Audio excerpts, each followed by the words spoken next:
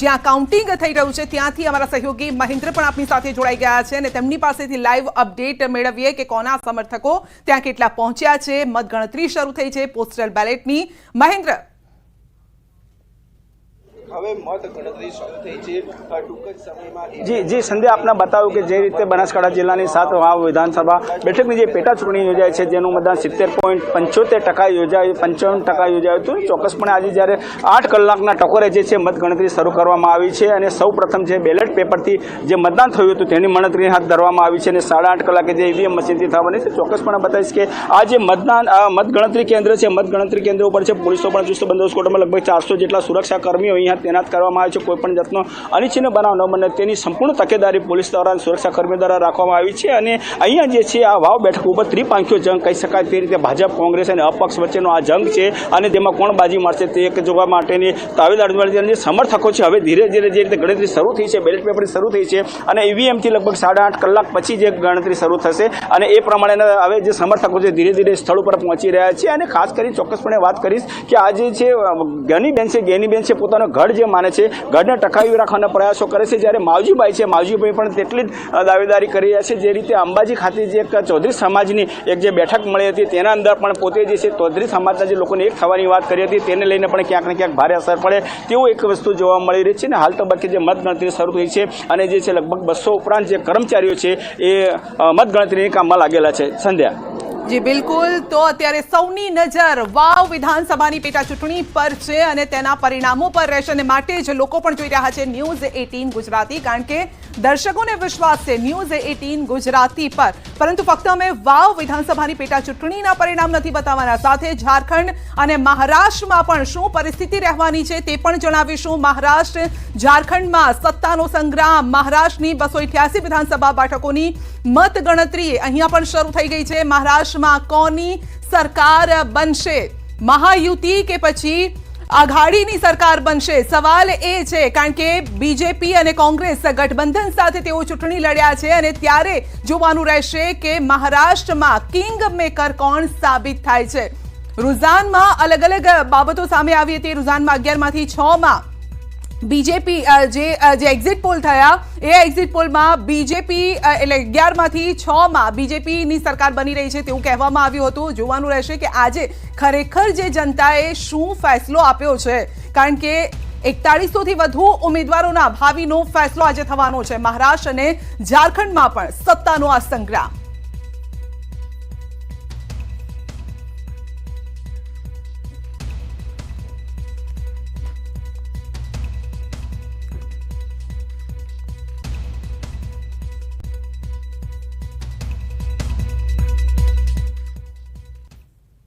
તો દેશના 2 રાજ્યોની તો વાત કરીશું, મહારાષ્ટ્ર અને ઝારખંડની, પરંતુ ગુજરાતની જનતાને જો સૌથી વધારે ઇન્ટરેસ્ટ હોય તો તે છે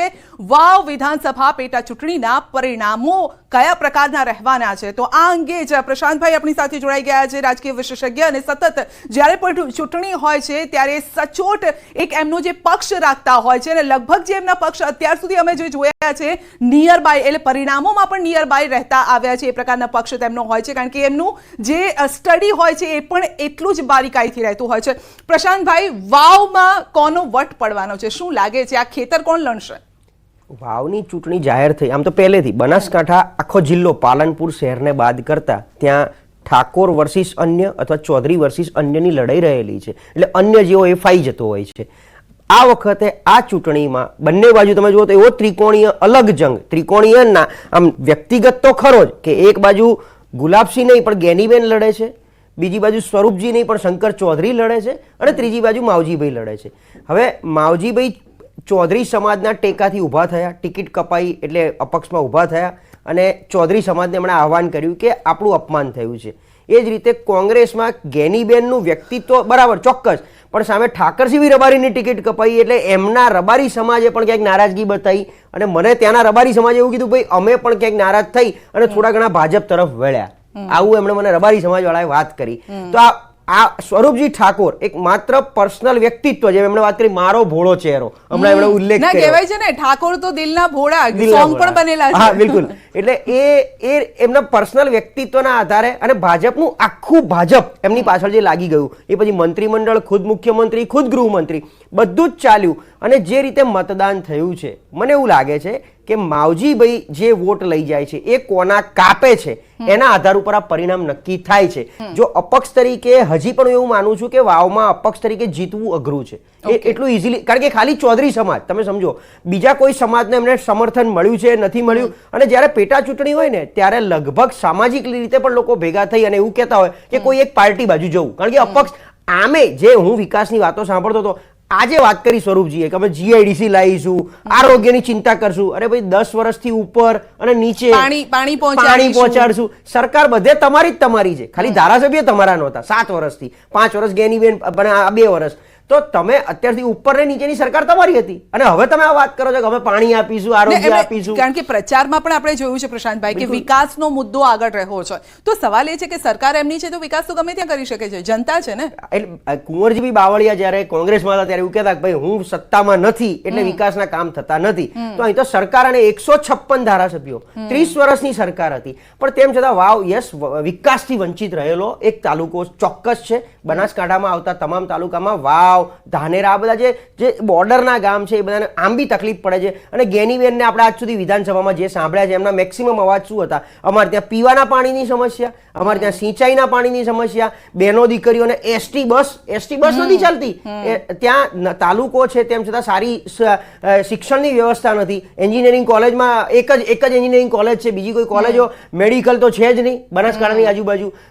શંકરભાઈ ચૌધરીએ હમણાં કંઈક જાહેરાત કરી હતી એક મેડિકલ કોલેજ ખોલવાની એ પણ હજી નથી ખુલી તો આ ઓવરઓલ અને બનાસ ડેરી એ સહકાર ક્ષેત્રની એ બહેનો એમાં કેટલું સમર્થન આપે છે ભારતીય જનતા પાર્ટીને ગુલાબસિંહ નો ડાઉટ એક યુવા ચહેરો કોંગ્રેસમાં ગેનીબેનનું એક